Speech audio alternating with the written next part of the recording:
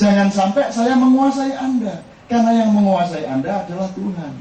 Jangan sampai saya menyaingi Tuhan, sehingga Anda memandang saya, bukan memandang Tuhan. Kalau bahasa Jawanya, engkau menuju Allah itu jangan dialing-alingi oleh siapa-siapa.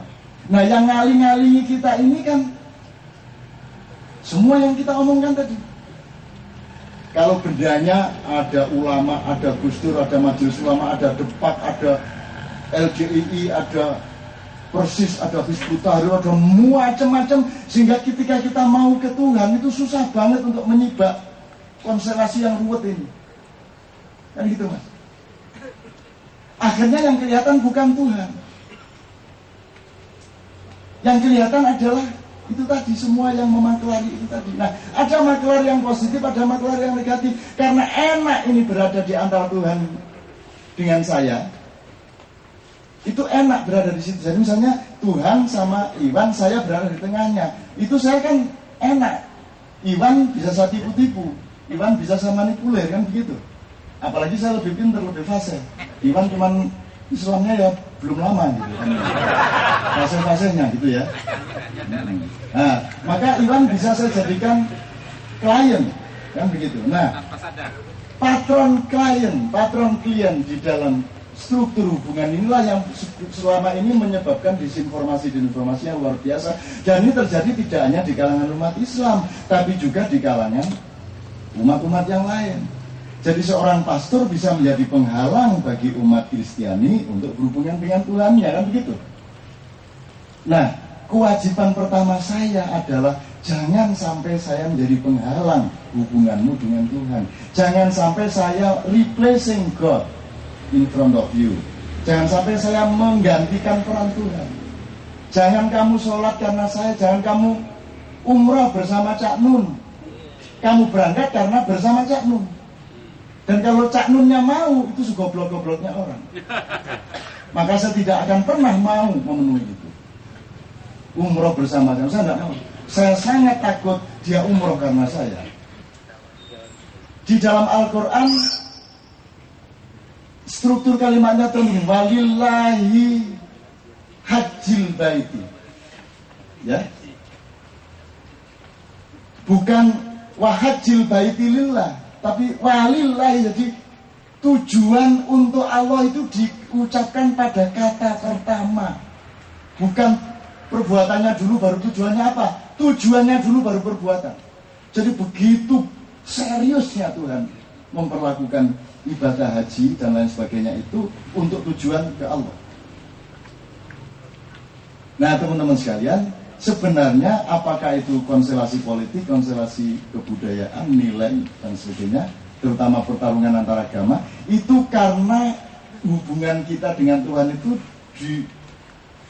ditutupin oleh macam-macam disinformasi tadi itu. Perjuangan Anda di Kenduri Cinta menurut saya adalah memiliki kemampuan untuk memfilter yang membatasi Anda dengan Tuhan itu siapa. Kalau dalam bahasa ilmiah, saya di Belanda mengatakan manusia itu sudah dijajah terlalu jauh oleh 3 institusi, yaitu pertama institusi negara, nomor 2 institusi industri, nomor 3 institusi agama. Bukan agama, tapi institusi agama. Oke, negara silahkan menjajah saya harus bikin KTP, saya harus bikin paspor, saya harus bayar pajak, it's okay. Tapi jangan lebih jauh dari itu. Kalau enggak, nanti saya betul-betul terjajah, kehilangan kemanusiaan saya. Ya, institusi industri ya begitu. Saya ini manusia, saya mau pakai jin apa pakai katok kolor, saya manusia. Jangan lantas saya menjadi dibedakan hanya karena saya tidak pakai jin, yang lainnya pakai jin. Saya tidak mau kehilangan kemanusiaan saya. Saya mau gondrong, saya mau tidak gondrong, itu tidak boleh mengubah substansi saya. Oleh karena itu saya rusak-rusak terus. Kadang tak gondrongkan, kadang tak pendekkan, kadang rusak karpet, kadang bermosen, kadang enggak. Untuk supaya rusak itu semua. Semua yang menghalangi saya dengan Tuhan harus saya rusak. Termasuk penghalang utama dirimu di depan Tuhan adalah dirimu sendiri. Itu namanya anania atau eksistensialisme. Dirimu adalah penghalang utama hubunganmu dengan Tuhan. Lagi dukur filsafat ini. Nilai kok belum sampai di situ. Jadi ada orang yang dirinya dipenuhi oleh dirinya, dan itulah orang yang paling celaka. Seharusnya dirimu dipenuhi oleh Tuhan dan rakyatmu, sehingga di dalam dirimu tidak terdapat ruang untuk dirimu sendiri. Itulah Puntadewa, Raja Pandhawa. Di dalam diri Puntadewa tidak ada Puntadewa. Yang ada di dalam diri Puntadewa adalah Sang Hyang Wenang dan rakyat Amarta. Itu namanya manunggaling kawula lan Gusti. Di dalam diri seseorang bersatulah Tuhan dengan kawula. Kan begitu teman-teman sekalian. Jadi Anda melihat Amrozi, Anda melihat apapun saja, sebenarnya rumusnya di situ. Anda naik haji nanti dipimpin oleh komandan peleton. Biasanya komandan peleton lebih serem dari Tuhan.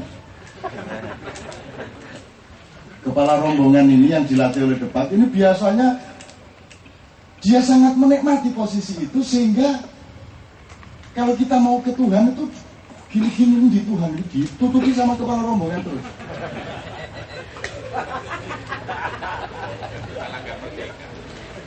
Karena nikmat berada di situ. Sehingga seorang kiai mengatakan ketika ada seorang santri keluar dari pesantrennya, itu seorang kiai mengatakan, loh kamu sudah tidak mau barokah saya toh.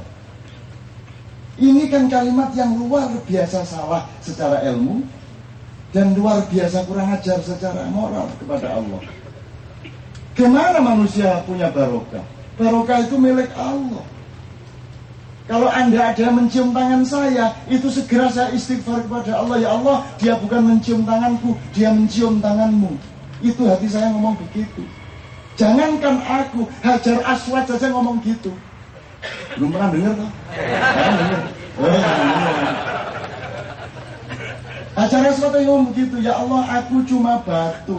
Tidak ada kepantasan bagiku untuk dicium oleh makhluk ahsani takwimmu. Tetapi yang mereka cium bukanlah aku, ya Allah. Yang mereka cium adalah Rasul kekasihmu dalam rangka menciummu. Begitu strukturnya. Maka aku juga tidak boleh meletakkan diri menjadi penghalang. Itulah yang saya katakan, saya tidak mau sholat kalau bukan Allah yang menyuruh. Karena itu selain Allah tidak boleh menyuruh. Kalau orang tua saya menyampaikan perintah Allah, bukan dia yang memerintah saya. Makanya dulu saya salah satu unsur sebab saya keluar dari Ikatan Cendekiawan Muslim, karena saya dulu pengurus pusat. Itu karena ada syarat pengurus pusat ijmi harus melakukan sholat 5 waktu. Aku langsung ngacu, kamu udah melok. Loh, kan memang kewajiban lah, ya kewajibannya kan urusannya karakmu. Gitu, ini urusan Tuhan sama saya, kamu jangan ikut-ikut. Antara saya dengan Tuhan tidak boleh ada wajahmu, ngono aku. Karena aku ngomong Allahu Akbar ijmi. Aku.